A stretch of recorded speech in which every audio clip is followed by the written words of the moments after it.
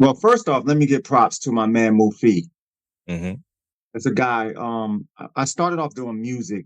He lived like two houses down from me when I got into DJing. And that's what made part of it fun too. If I was doing it by myself all the time, it probably wouldn't have been as fun.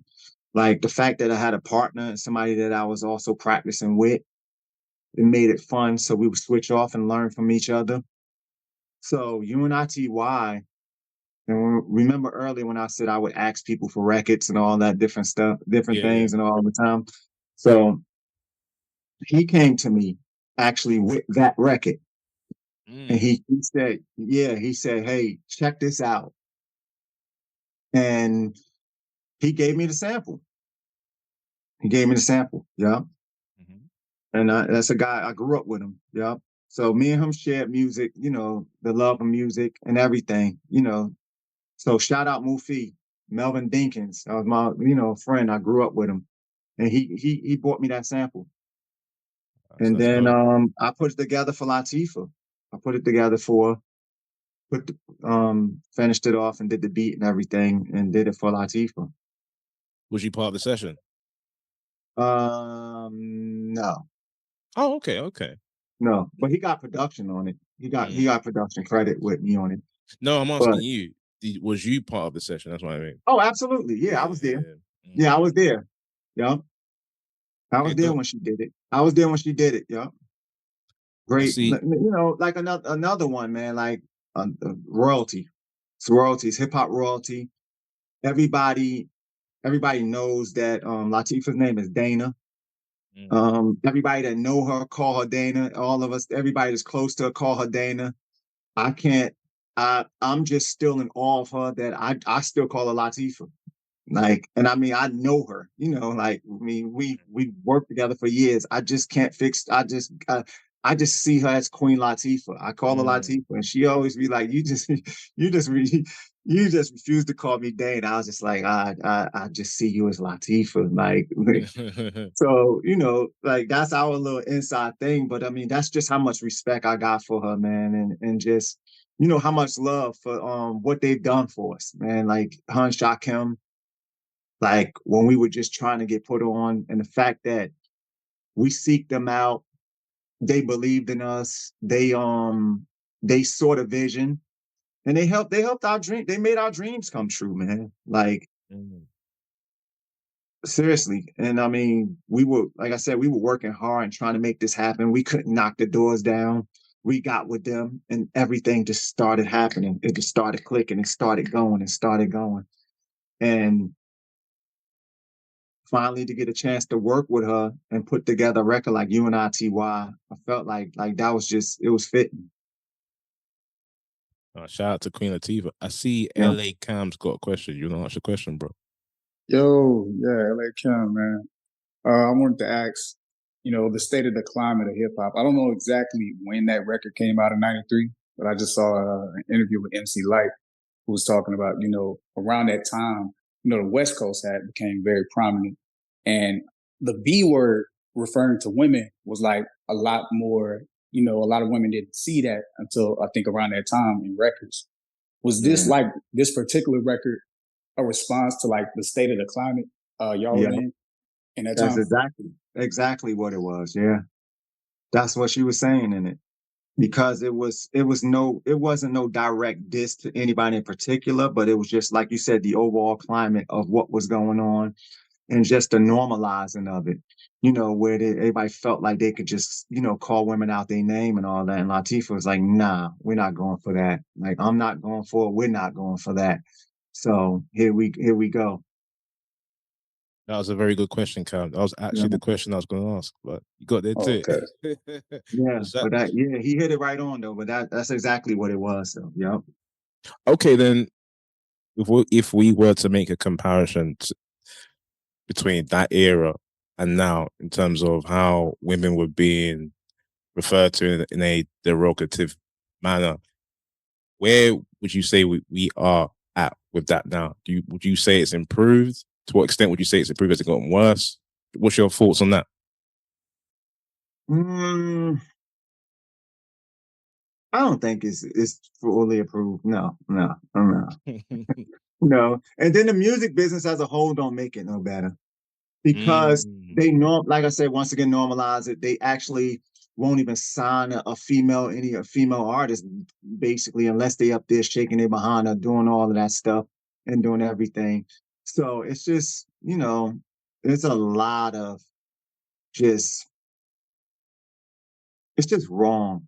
It's just wrong, man. It's wrong. And once again, it goes back to, like I said, about the diversity and just Yes, being yes. allowing, just people to be themselves. I mean, like you said, there is no more Lady Rages, no more Queen Latifahs.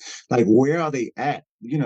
Like Bahamadia, those type of rappers. There's all kinds of rappers like that. What was the other girl? MC Trouble. There was so many different, ones. Even Boss, yeah, Boss. Rest in peace to Boss. Mia X.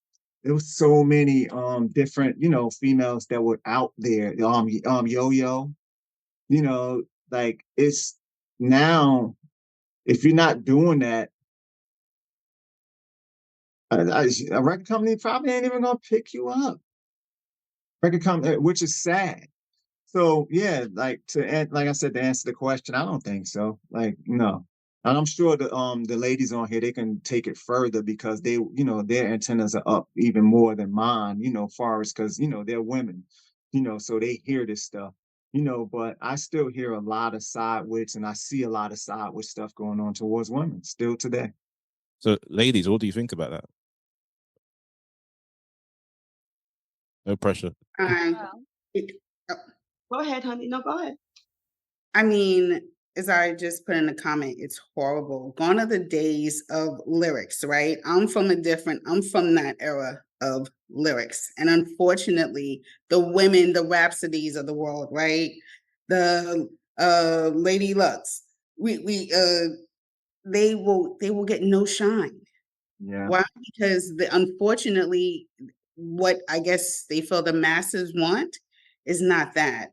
But if we're talking about hip hop, which is what I thought that they were, that's the element that they would be about.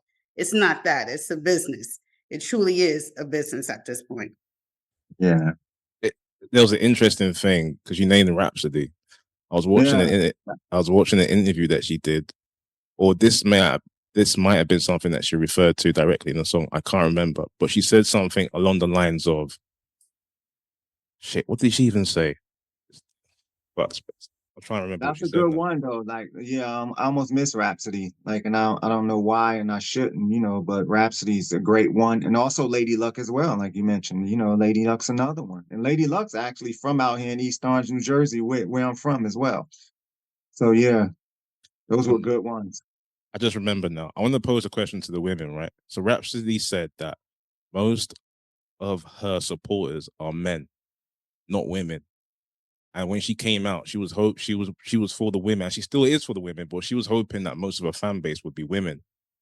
But like I said, I think she said 60-40 men in the favor of men. And I thought that was quite interesting. And another thing she said, she felt that the only time people bring up her name is when we're talking about conversations like this. So, for example, I don't want to name a particular female rapper that's heavily sexualized, but think of any rapper you can think of. They, she will say people would only critique that artist when sorry, people would only bring up her name when they're trying to critique that artist, i.e., why can't you be more like Rhapsody? But on the other hand, she was saying those people don't really support my music. She felt that people were only using her to downgrade other women that were sexualized. I hope I conveyed that. Do you understand what I'm trying to Yeah. say? Yeah, yeah. But it Yeah. also comes back to the music business as a whole again, because it's about marketing as well. So the record companies, they look at her and they'll say, like, okay, well, she's, not talking about this, so let's market her to men, not women, thinking that women don't want to hear that, which is wrong. Mm, mm, mm. Well, Go I ahead. think that maybe the majority of men that actually are supporting and fans of Rhapsody are because of the actual talent. They're not there for everything else because the other females are pushed to you body first, and then okay, we kind of like rap too. you know. But Rhapsody's out there being her voice, is standing for her. So the men that are supporting her, I can guarantee that they're supporting her for the raw talent that she has and will never fail her. And then the women, I feel like they probably are not supporting as much, because in this society, if this society has double standards, what does it pay to follow a female rapper like that, showing a good message when it's not going to get you anywhere in life?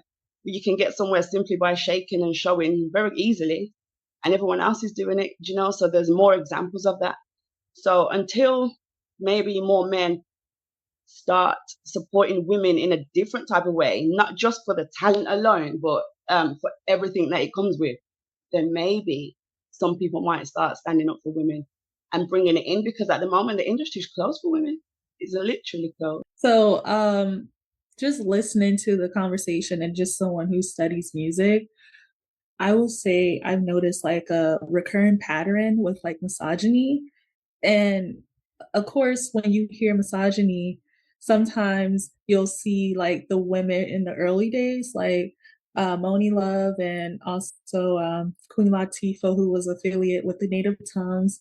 They would like try to preach the importance of that. Even though Salt and Pepper, they did their thing, they also kind of spoke about like sex advocacy and stuff like that.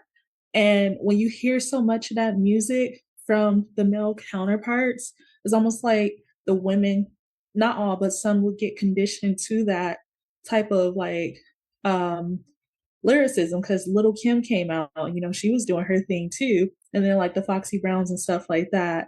So when you have someone that talks about the controversial things, like it kind of makes the people who are, I wouldn't say like more conscious, but it kind of gives that like preconceived notion where, okay, you have the women who can do that, but these women get more of a spotlight because it's more entertaining, if that makes sense, you know?